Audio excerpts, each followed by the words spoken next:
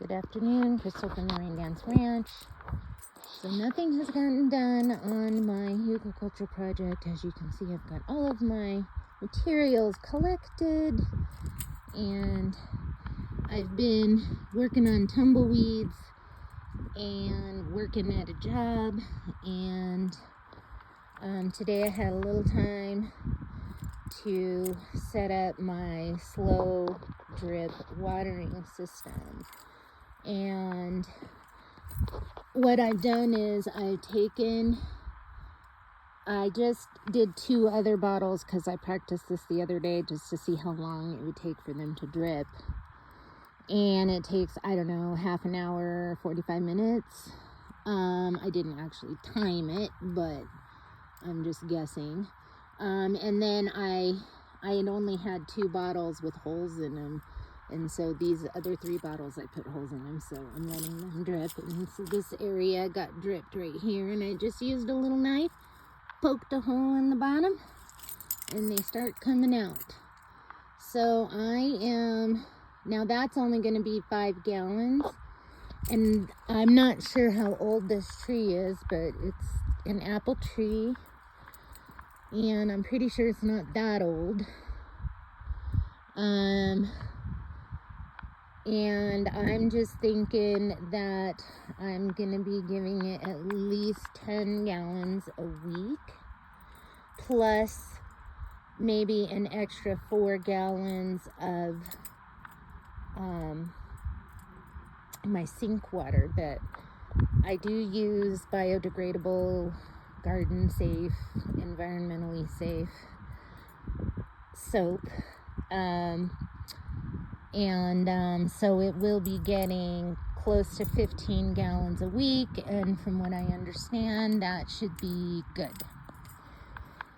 And then I'm going to do the same thing over here, and probably sometime later this week I'll start watering this. This is the pear tree. They're very vertical. Anyways,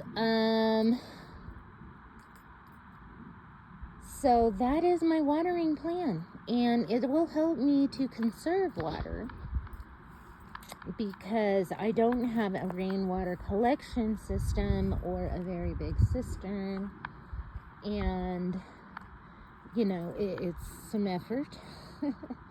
I don't mind the effort, but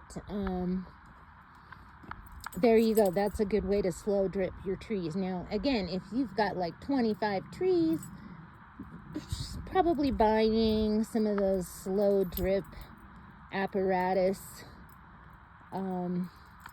things that look like donuts or something might be a better choice. Ultimately set up on some kind of irrigation system.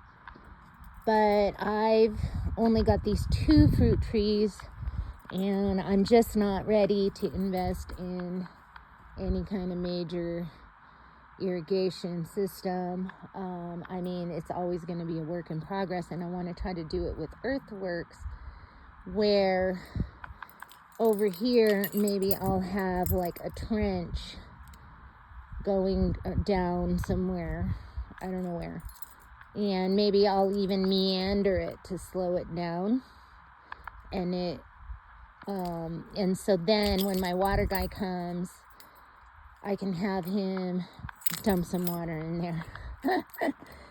And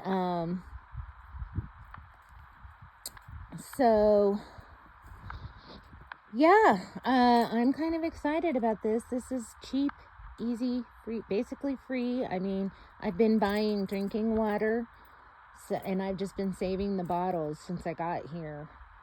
And I do have a water filter, but I've been needing to clean it out before I use it. That's what the directions even say. You know, you want to clean off the manufacturing particles or whatever. It's just I haven't used it. It's been sitting around. And eventually I'm going to start purifying my own water, filtering my own water,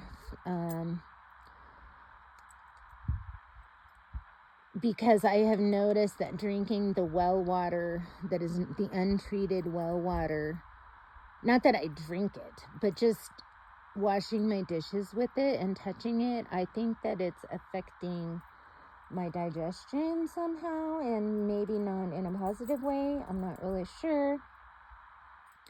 So it's definitely something that I want to filter and have available for drinking water. Now, once I filter it and I'm still kind of having issues, I might get something a little more advanced, because my water filter is probably not like the best water filter in the world, but it'll help, we'll just say.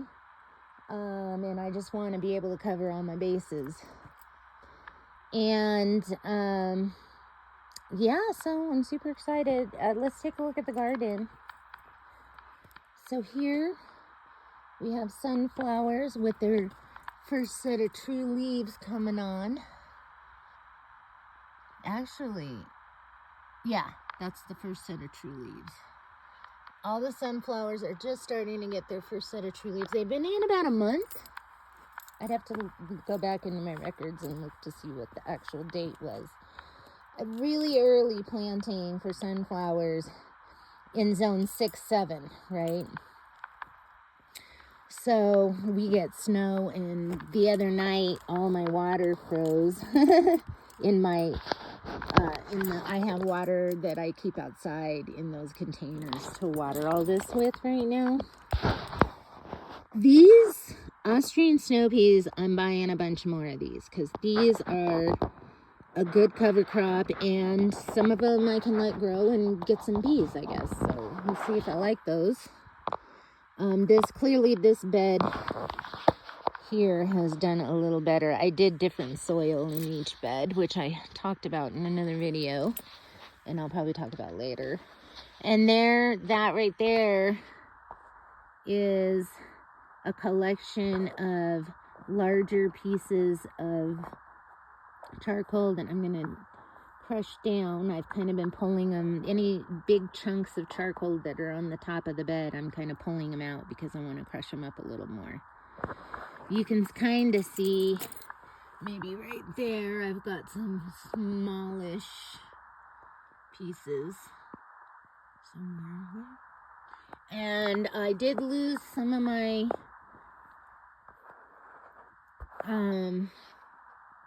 cowpeas with that last freeze, but some of them are still doing great, and they are on their, what are they? They're still at the cotyledon stage.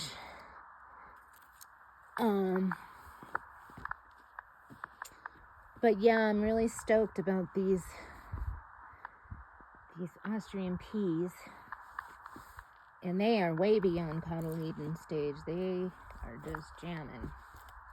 And as you can see here, I've been picking out, these are tumbleweeds right here. And every time I come out to water, I'll spend 2 to 5 minutes pulling them out. And I was thinking about trying an experiment just to sort of watch the life cycle of the tumbleweeds.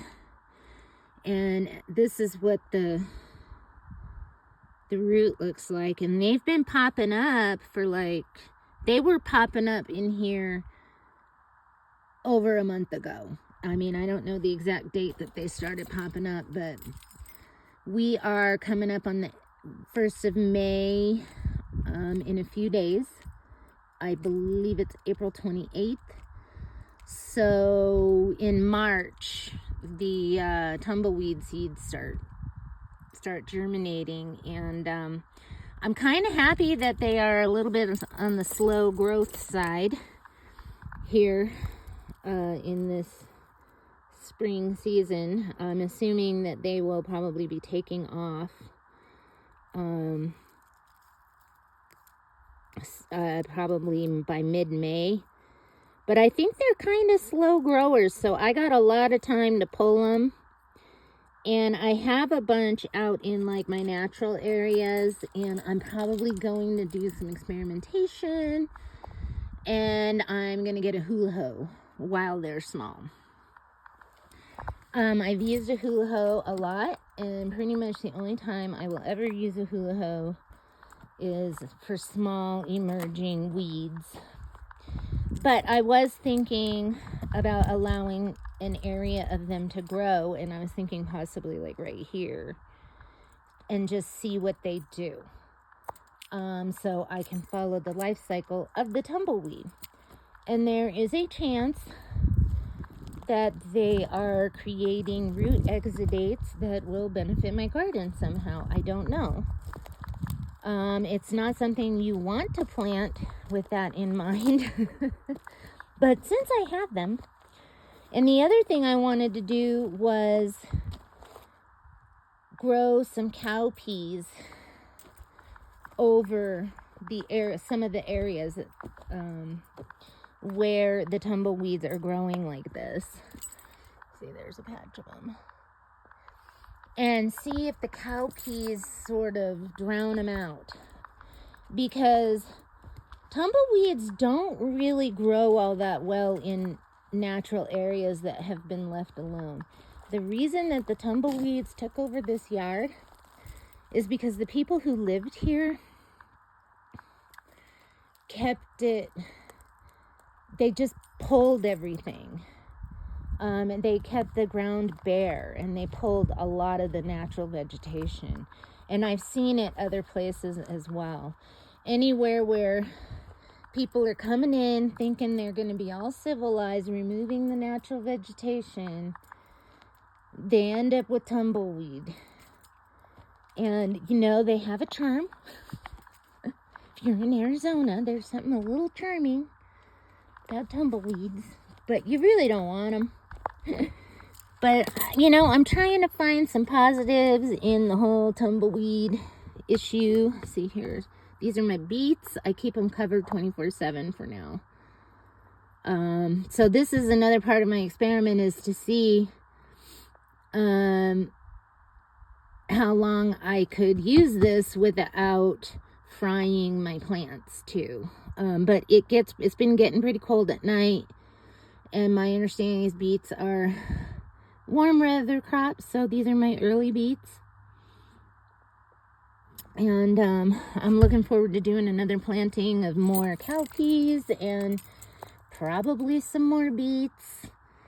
And I don't know what else. More sunflowers for sure. And but, you know, I'm going to be kind of busy, and I'm just thinking I need to just kind of cover crop most of the garden. And then, I don't know, we'll see how it goes. All right, so this is Crystal. I hope that when my thumbnail pops up, it's not this thing that I was focusing on there. Sorry about that. This is Crystal at the Rain Dance Ranch with a ranch update. Maybe we'll get some apples and pears this year. That would be amazing. All right, when it rains, go out and dance. Thanks for watching.